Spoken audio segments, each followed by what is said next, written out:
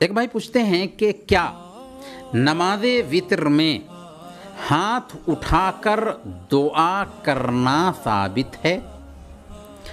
اللہ کے رسول صلی اللہ علیہ وسلم سے قنوت نازلہ میں دونوں ہاتھ اٹھا کر کے دعا کرنا ثابت ہے، جیسا کہ سنن بیہقی کی روایت میں آتا ہے۔ حضرت انس رضی اللہ تعالیٰ عنہ بیان کرتے ہیں کہ میں نے دیکھا کہ جب صبح کی نماز اللہ کے نبی صلی اللہ علیہ وسلم پڑھتے تو ہاتھ اٹھا کر کے قاتلوں پر بد دعا کرتے تھے جنہوں نے صحابہ کرام کو قتل کیا تھا۔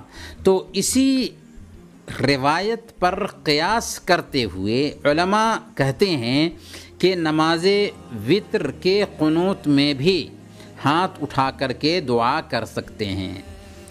اسی طرح بہت سارے صحابہ کرام سے بھی دعائے قنوت میں ہاتھ اٹھا کر کے دعا کرنا ثابت ہے۔ امام بخاری نے جز رفع الیدین میں لکھا ہے کہ عمر بن خطاب، عبداللہ بن مسعود، ابن عباس، ابو موسیٰ اشعری اور دوسرے بہت سارے صحابہ کرام دعائے قنوت میں ہاتھ اٹھا کر کے دعا کرتے تھے۔ تو اس بات کی گنجائش پائی جاتی ہے کہ ایک بندہ دعائے قنوت میں ہاتھ اٹھا کر کے دعا کرے۔